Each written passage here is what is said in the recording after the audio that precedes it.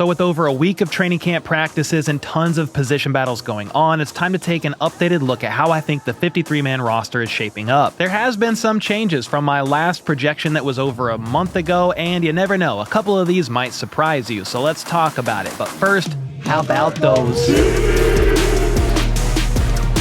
Alright, my last 53-man roster projection was after OTAs and mandatory minicamp, so it's time for 3.0 because it's been roughly a month. Then we'll do one more, 4.0, right before roster cutdown day, after all these preseason games. First up, special teams just saw the punter battle end yesterday, with punter Eddie Chaplitsky getting waived to make room for the newly signed wide receiver Kwame Lassiter II because of all the injuries to that room, and we're going to talk about the wide receiver room later, trust me. Well, that means Matt Araiza is the guy, the punter for the second year in a row for the Chiefs, and Dave Toub noted that he has been improving in the areas they've wanted him to work on, which is a good sign for Araiza. That obviously means James Winchester is still the long snapper, and Harrison Butker, who's looked absolutely fantastic at camp, is the kicker. So that's three specialists, and with safety Justin Reed gone, he's with the Saints. The backup kicker is Araiza, from what I understand, and then believe it or not, the backup punter is Patrick Mahomes, and I'm not joking. Next, let's move to the defense here. The D-line is still the same four interior guys: Chris Jones, Jerry Tillery, Omar Norman-Lott, and Mike Pennell. I think Marlon Tuipulotu and Fabian Lovett could make a push, and if they opt for 5 instead of 4, one of those two is going to make it. For the pass rushers, it's still 5: George Karlaftis, Mike Dana, Charles Omenihu, Felix Anudike-Uzama, and Ashton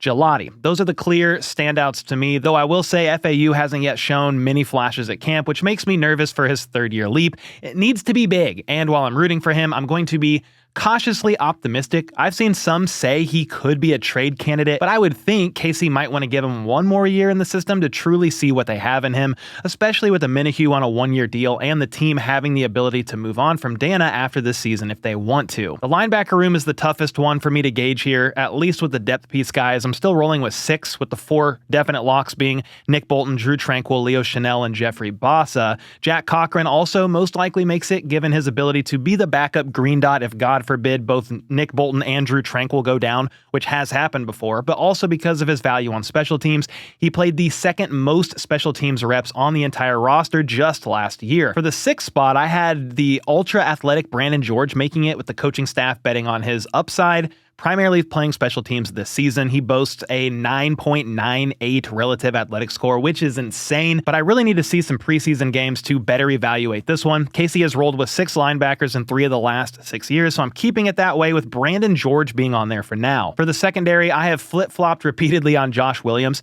My first projection, he was not on there. My second projection, he was then on there over Chris Roland Wallace, basically being a coin toss between the two. And this go-round, I'm going to take him back off based on how buried he's been on the depth chart. He hasn't been working with the first team at all, from what I understand, and a recent ESPN article even named him as a potential trade candidate as a team like the Dolphins needing cornerback help desperately. They've had a couple season-ending injuries, and they traded away Jalen Ramsey. So maybe that could happen. I'm not going to rule it out. Flipping a guy that might not make the initial 53 anyway, who's on the last year of his rookie deal for a future 6th or 7th, sounds like a W to me. The problem is the DB room for KC is starting to thin out already due to injuries. Just yesterday, the team had 4 cornerbacks in for a tryout, so we really need to see how the room heals up and when Christian Fulton returns. And you never know, if a couple more injuries hit that room, Joshua Williams is probably safe to make it. So with that being said, I am rolling with 6 corners, and I'm putting Chris Roland Wallace back on there as the backup slot guy. He's been stacking good days at camp as well, which definitely helps his case. Outside of that, nobody here is changing. Najee Johnson is being worked in with the first team offense, so I think he's on track to make it as a special teamer and depth piece guy in the cornerback room that'll rotate in.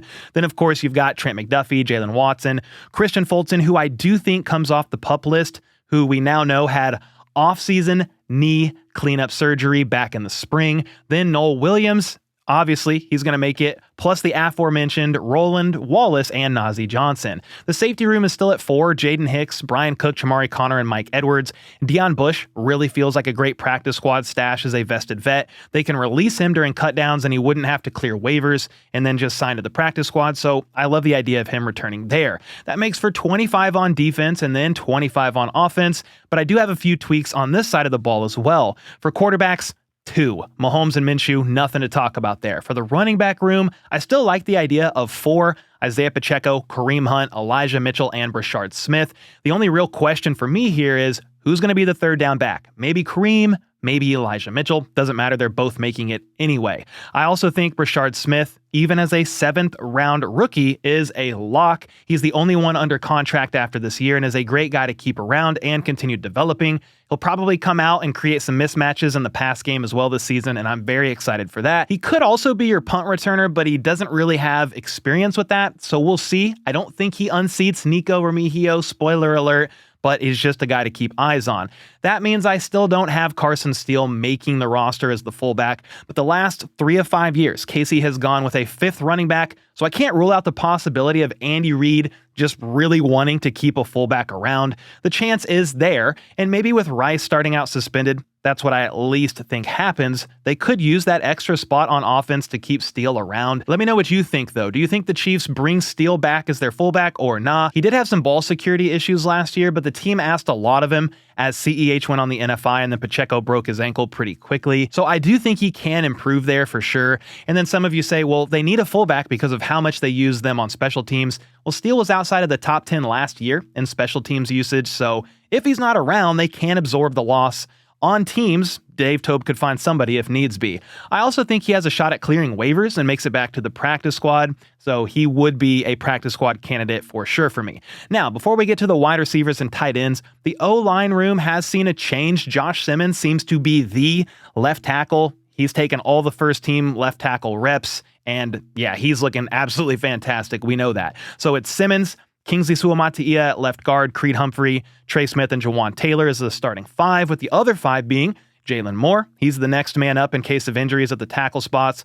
Wanye Morris, Mike Caliendo, and Hunter Norzad is the backup center. Wanye, obviously, backup tackle, and Mike Caliendo has been working in with Kingsley at left guard, and he would probably be the next man up if Kingsley or Trey Smith went down to injury. So I feel really confident in those 9, which has 2 backup interior guys and 2 backup tackles, but Jalen Moore also recently worked in his guard, so if they feel confident enough about his ability to kick inside in case of emergency, they could roll with 9 offensive linemen rather than 10 to start the season.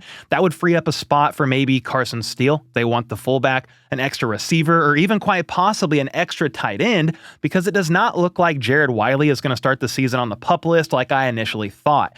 With that being said, I still am adding a 10th lineman in Ethan Driscoll. I just like the idea of having more in that room, and I'm not 100% sure he would clear waivers.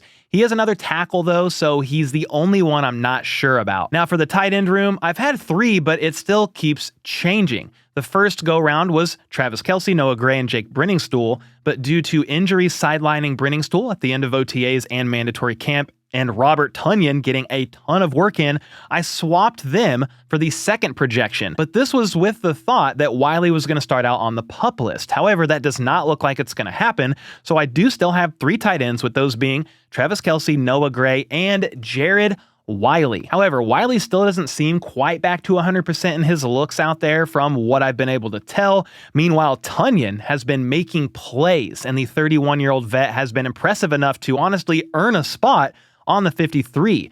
But with him being a vested vet, I could definitely see him being released, signing with the practice squad, because again, he wouldn't have to clear waivers, and potentially even being called up early on in the season while Wiley is still progressing. Even with that in mind, I would not be surprised at all if they rolled with 4 and maybe Tonyan making it. I know Brenningstool has a lot of hype, but he's still been injured. Another hamstring injury. He had a great first week of camp, but since the pads have come on, he hasn't practiced at all. So it's really tough to gauge somebody making the 53-man roster if they're not out there and stacking good days. Practice squad stash, clear waivers, or mystery IR stash for Brenningstool? Like the idea of that too. Now, the wide receiver room is the one to really watch because injuries are stacking up. Hollywood Brown and Sky Moore left practice early on Tuesday. Hollywood has an ankle issue and Sky's dealing with a hamstring strain. I will say it does not sound like Hollywood's ankle is serious if you take the sources of Jordan Schultz seriously, so he should be back sooner rather than later, but there's no real word here on Sky and that hamstring. And to make matters a little worse, Xavier Worthy is in the concussion protocol. He'll miss roughly a week of practice, but we don't want to see injuries keep piling up in that room. That's why they just had a tryout and signed Kwame Lassiter II yesterday. With that being said, though, I do not have Sky making the roster, okay? And I think the Chiefs roll with 6 wide receivers: Xavier Worthy, Hollywood Brown, Jalen Royals, Juju Smith-Schuster, Tyquan Thornton, and Nico Remigio. Yes, Rice is missing from this list, but for now, I'm going with the mindset here that before the start of the season, we will get word that Rice is suspended starting week 1, and he's going to end up being placed on the reserve suspended list, which frees up a roster spot on offense. So Worthy, Hollywood, and Juju will get a lot of work in during Rice's absence, but I think Jalen Royals and Thornton will sprinkle in as well. Thornton has earned a spot on the 53 for me until proven otherwise based on how camp is going for him. He's been a definite standout, and even if Rice didn't start the season suspended, I think the Chiefs could explore the possibility of rolling with 7 wide receivers on the initial 53-man roster, which is something they have done the last 2 years in a row.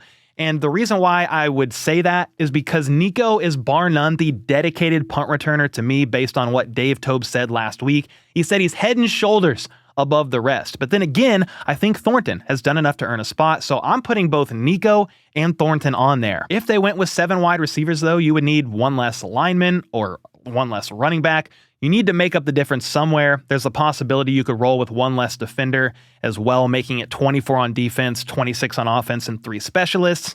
And maybe when Rice comes back, they will keep 7 receivers. But for now, I think he's suspended to start the season, with the 6 being Worthy, Hollywood, Royals, Juju, Thornton, and Remigio. I do not see how Sky cracks this roster unless the Chiefs really surprise me and still opt for 7 receivers with Rice suspended. And if they did, I do think Sky is probably number 7. Maybe Jason Brownlee, but most likely Sky because he's reportedly had a pretty decent camp.